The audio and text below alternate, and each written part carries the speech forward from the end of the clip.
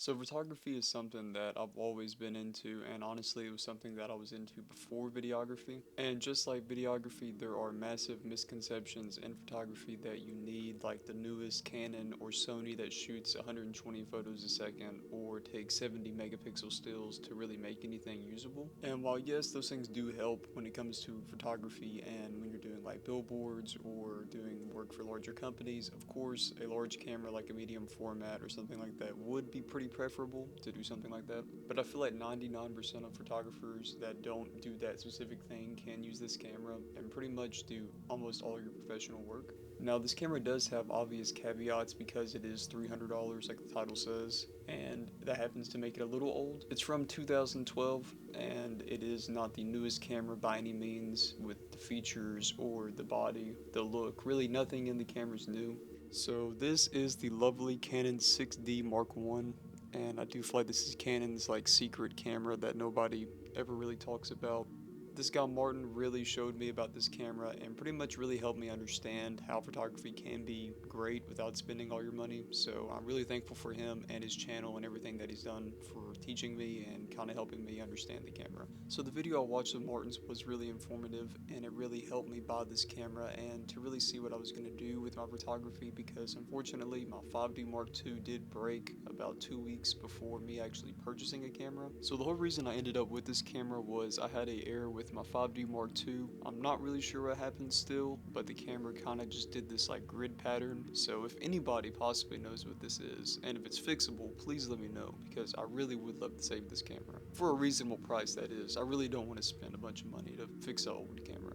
So in the midst of me trying to find a nice camera, I actually went to my photography professor and he let me borrow an older camera that was in his storage bin. That camera happened to be the lovely 6D, and I was really hesitant to get the camera because I thought that 6D just meant worse than 5D. I kind of jumped from having a Rebel to a 5D, so I was just like nothing else but a 5D, and I don't need a 1D, so I'm like, I'm just stuck on 5D. But I did discover the 6D, and I was a little hesitant at first because of the body, and from what people have said, it's kind of like a 5D Lite in the fact that you are missing a couple pro features, but you pretty much are getting a 5D.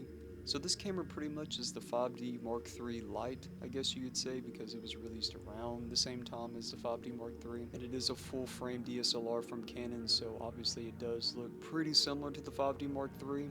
The best way to really describe this camera would be mixing a 5D and a Rebel together, because you do get the functionality of the 5D, but the accessibility and the user interface of a Rebel. So as you can see on the back here, it is pretty limited.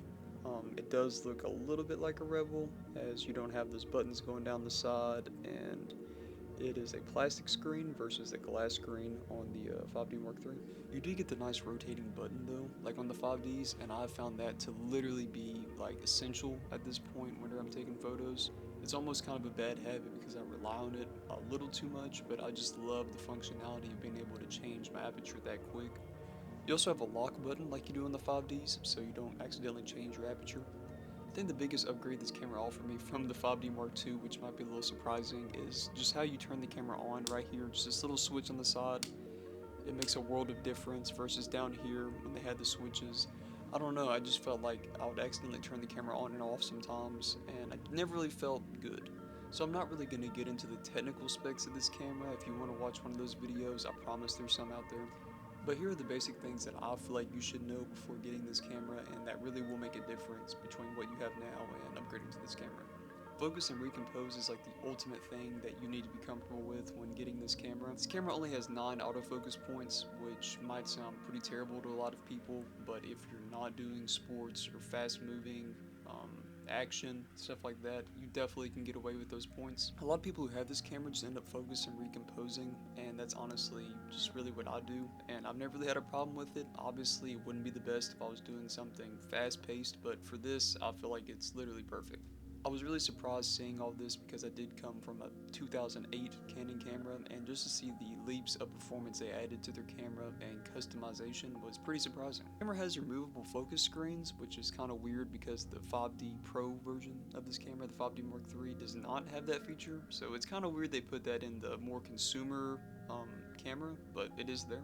You can also transfer photos straight off the camera by plugging it into your computer if you don't feel like taking out the SD card and risking corrupting it. So I took this camera to the top of Stone Mountain on this stormy morning, and I just wanted to showcase some photos I took with this camera and to really show you the bang for buck I guess you can get with this camera.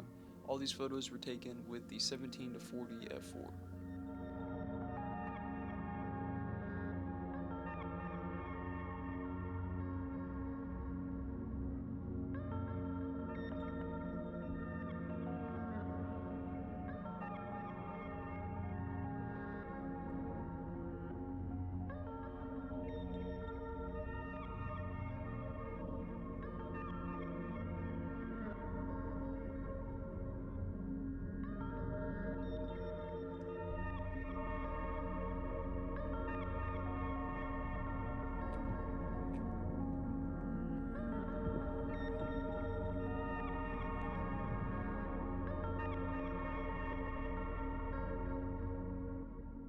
The colors in this camera I found to be really engaging, and that's what I really learned from Martin's videos, is this camera was one of the last that had these Canon colors and just this overall rendition that really kind of stood away from the digital over sharpening of modern cameras. I own a 5D Classic, and I do find this camera to be very similar to that in its rendering, and it's just natural, organic, you don't really get that digital sharpening, and it's kind of hard to explain, but you know what I mean. I wouldn't go as far to say this is film-like, but I would say there are colors and just overall things that aren't present in modern cameras, and I feel like the character this camera gives you really can just, benefit your photography overall. And the camera takes the famous Canon batteries, so you don't have to worry about, buying a different set battery or the different sizes from the Rebel to the 5D. It does take the same batteries.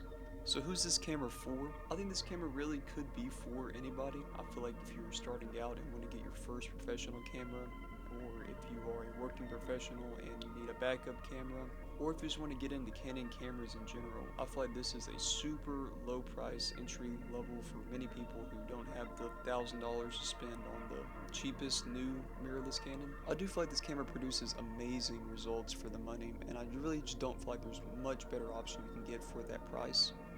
Video wise, obviously the ZV-E10 is my go for the video camera, worth around $500, but video on that soon. The video features of this camera are pretty okay, I guess. It's a full frame camera, so you do get that nice separation and everything, but it is a 2012 DSLR focused more towards photos, so you can kind of go off that. So I always see 6Ds for around $400 to $300, so you can easily get one for $300, probably a lot cheaper even if you look hard enough. A lot of people just don't know the power of these cameras. They kind of just look at the age, and they look at the new mirrorless cameras and like, wow, that looks way better, so they just buy that, and they never really look at the actual photos. They kind of just look at the pretty camera. So yeah guys, thank y'all for watching this video. Hopefully y'all found this helpful in some way, and later.